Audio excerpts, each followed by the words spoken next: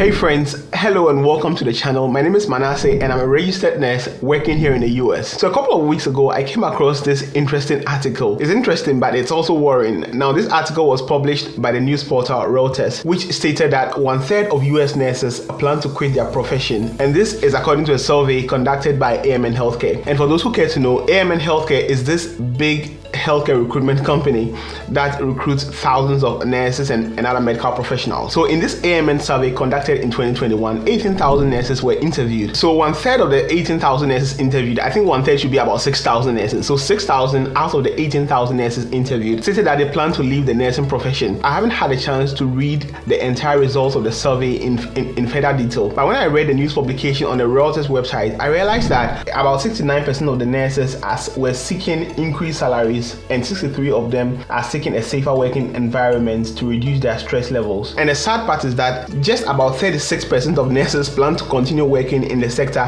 but may change workplaces. And if you're a registered nurse working in the bedside here in the US, one of the common words you hear among nurses is burnout and being exhausted and being stressed and so on and so forth. And the reason is simple. Bedside nursing is really hard. It can be challenging and it can affect both your mental and physical health. So it's not surprising that most of these nurses still want to remain in the nursing profession, but what they actually want to do is to leave the bedside. Now, if you are one of those nurses, then this video is going to be a breath of fresh air to you, because in this video I'm going to give you 10 non-bedside nursing professions or nursing jobs that allow you to work away from the bedside and still earn a six-figure salary. If this is of interest to you, please stay around. Now, the first non-bedside nursing job is clinical informatics nurse, also known as the nurse informatician. So clinical informatics nurses combine their nursing expertise with IT expertise. They work with electronic health record systems and other technologies. They do a lot of jobs like data management analysis, clinical workflow designs, and so on and so forth. And they help in building softwares like Cerner, Epic, EPMA, and WebV. Now, the role of the clinical informatics nurse is so crucial because the end user of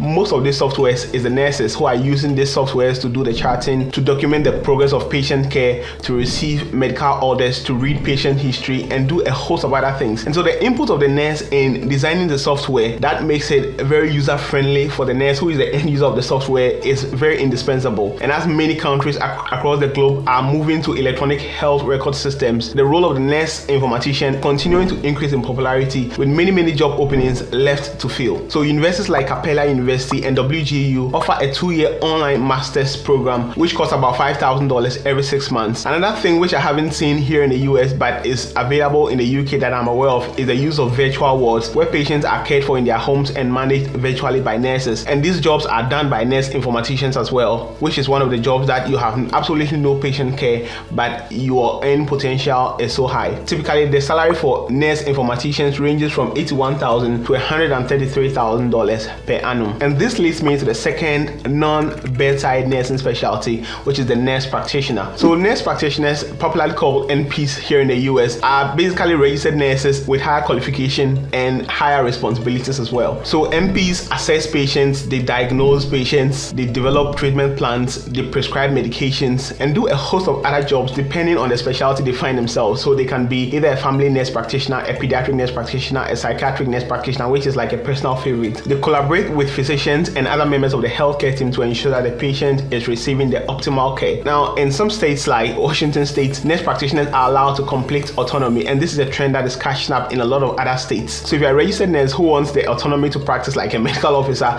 but does not want the stress of going back to school for 8 years to become a medical officer or to become a medical doctor, you can consider the NP route, which from the look of things is a very rewarding career path as well. The average salary for NPs in the US is $120,000 to $200,000, and you need a master's degree. Psych nurses are one of the highest earning nurses, and they have a lot of autonomy as well. They are able to work from home, and there is increasing demand for registered nurses all across the country, with some states actually sponsoring and funding the education of nurses who want to become nurse practitioners. So training to become a nurse practitioner requires that you have a bachelor's degree, and then afterwards undertaking a 3 to 4 year master's degree or PhD program to become a doctor of nursing practice, also known as a DNP. Now, if you go to universities like the University of Washington, you are going to be charged about $60,000 per year for a period of 4 years to become a doctor of nursing practice. And even though you are going to be earning a lot of money afterwards, just be prepared to accrue a lot of debt as well during your training period. Now, the third on the list is a nurse recruiter. Nurse recruiters work with recruitment agencies to find registered nurses both locally and internationally to fill the everlasting gap of nursing shortages here in the US. And it turns out that this can be a really rewarding and juicy career. Now, when nurses work with these recruitment companies, they get the opportunity to rise to the very top because most of these companies are healthcare companies, and they require the expertise of the nurse to understand the ins and outs of the health industry so that they can be able to fashion out a business plan that meets the needs of the hospitals that they serve. And a testament for the limitless potential for nurses to rise in such recruitment companies is the Senior Vice President of Avant, who is Leslie Hamilton, and also the Senior Clinical Director at AMN Healthcare. I mean, such a big healthcare company like Gillian Williams, who is an internationally educated nurse who moved from another country into the US, started working and joined the recruitment company and became a nurse recruiter, and today she's a clinical director of AMN Services, worth over a company that is worth over $5 billion. And so being a nurse recruiter is a viable opportunity for nurses who want to leave the bedside and find a job which actually pays as well as the bedside, if not better, and gives them an unending opportunity to rise to the very top of the career ladder. The average salary for nurse recruiters starts from about $85,000 per year to well over $300,000 for the nurses who rise in that profession. The fourth one is a legal nurse consultant. So in the wake of nurses getting sued left, right, center, like the case of the Radonda Vaughan case, and some nurses also suing healthcare companies like Nurse Maria, who recently sued her employer and won a $40 million judgment debt, you realize that the role of the legal nurse consultant is becoming increasingly popular among nurses who have interest in law and justice. And some of them go on to get further education to become independent attorneys and hire other nurses under their practice so that they can be able to offer legal advice to nurses. The last time I had a privilege to have a conversation with one legal nurse consultant who was recommending that I get a malpractice insurance so that, God forbid, in case an issue pops up, your malpractice insurance covers your liabilities in such a situation. And this is the role of legal nurse consultants. Now, the average salary for legal nurse consultants is $90,000 to $140,000 per annum, and it can go as high as $500,000 per annum for nurses who choose to run their own legal nurse consulting business, as has been stated by several nurses. Now, one example is Laurie Brown, who is an RN but went back to school and now runs Empowered Nurses and offers legal advice to nurses who are getting sued or who are called before the boards and all of that. Now, the fifth on the list is the telehealth nurse. During and after the COVID pandemic, working from home or nurses working away from the bedside have become almost a norm. I mean, it is here to stay. I don't think it's ever going to go back. So the truth about telehealth nursing is that it is not a nursing specialty in itself, but it's more of a modality of working where you have nurse practitioners, nurse researchers, nurse case managers stay at home and offer medical advice to their patients. They also offer consultations. So the telehealth nurse basically will stay at home or stay in an office that is remote, and they do a lot of jobs which range from being a research manager for programs. If you go online, there are lots of research programs that are looking for telehealth nurses who are going to stay at a particular place and collate data that these organizations are going to use. And it is different from the work of a research nurse. This is just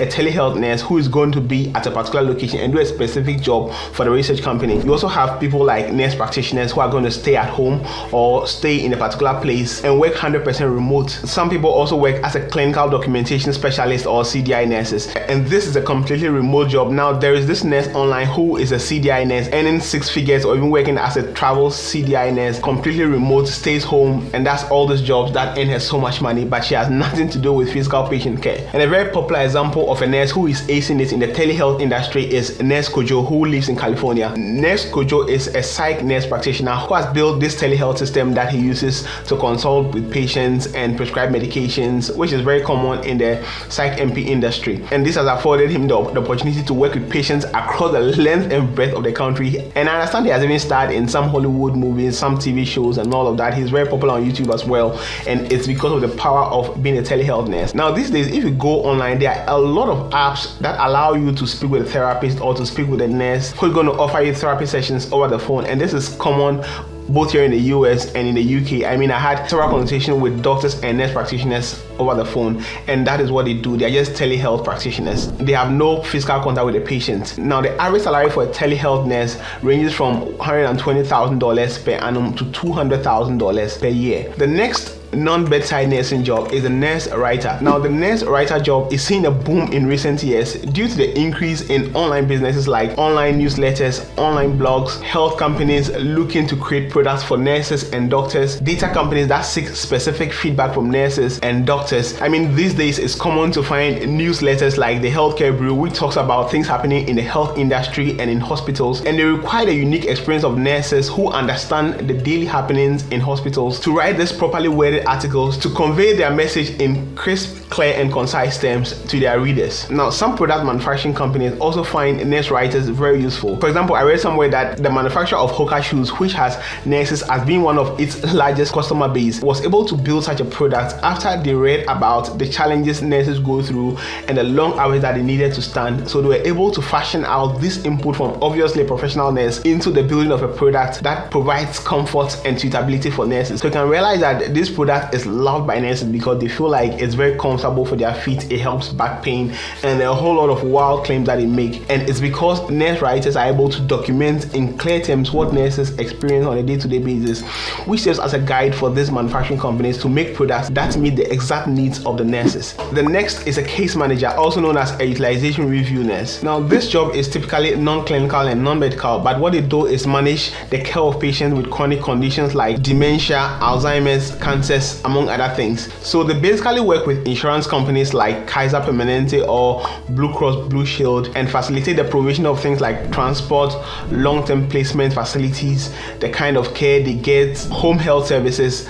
and so on and so forth. I know a nurse who, after working for just about 3 years, transitioned into a case management role with an insurance company, and she's absolutely loving that kind of job that she does. Now, the average salary for nurses working in case management is $90,000 to $140,000 per annum. And if you want to be a case manager, you need to get a case management certification to improve your chances of employability. Now, the next job is nurse educator. And even though this role might not be financially rewarding from the beginning, it is one of the nursing jobs with the highest potential to maximize your income or your earnings in the long term. And I'll explain how that is the case. So the nurse educator typically teaches prospective nurses things like clinical skills, patient care methods, collaborations with other members of the care team to ensure that patient has the optimal care that they need. And those who work in universities and nursing colleges also train students to become competent nurses. Now, for nurses who have an entrepreneurial mindset and find themselves in these institutions training students to become nurses, they are able to build things like NCLEX study prep materials or nursing school study bundles, pharmacology review notes, and all of that. And these days, the internet is replete with nursing school study guides and NCLEX prep materials. People like Simple Nursing and Empowered RN have reportedly made millions from selling NCLEX study prep materials, and it's because they focus on harnessing the entrepreneurial aspects of their job as nurse educators. Now, the average salary for nursing educators is $80,000 to $150,000 per annum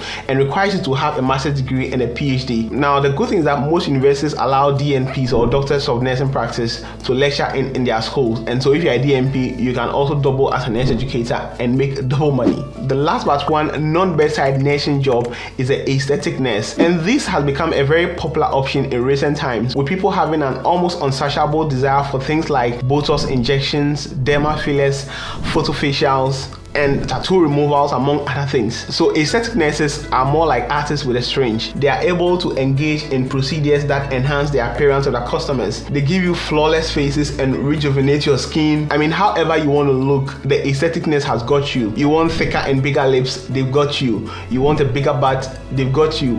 You want firmer boobs, the aesthetic nurse has got you.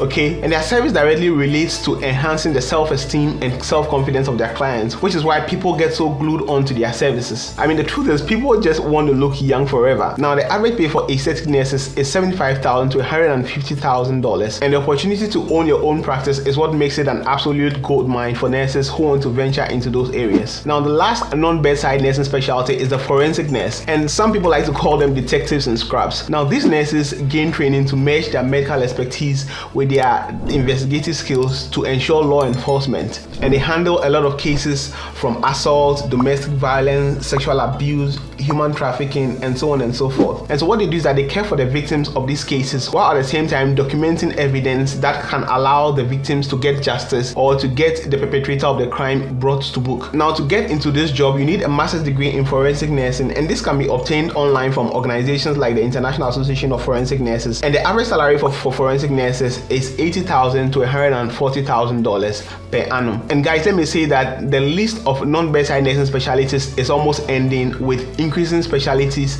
being added as the world is changing into a more virtual system. Now, there are several other jobs that I haven't spoke about, like research nurses, nurses who work in cruise ships, nurses who works with medical device companies selling medical devices for companies like Philips, General Electric, Omron, and so on and so forth. So the list is really endless. But I hope this video has been valuable to you, as I do not want the video to become too long. Thank you for watching, and if you have any questions, send them to YouTube at manasetete.com, and I'll be sure to answer your questions. Be sure to like the video, leave a comment, and subscribe to the channel. Thank you for watching, and I'll catch you in the next one.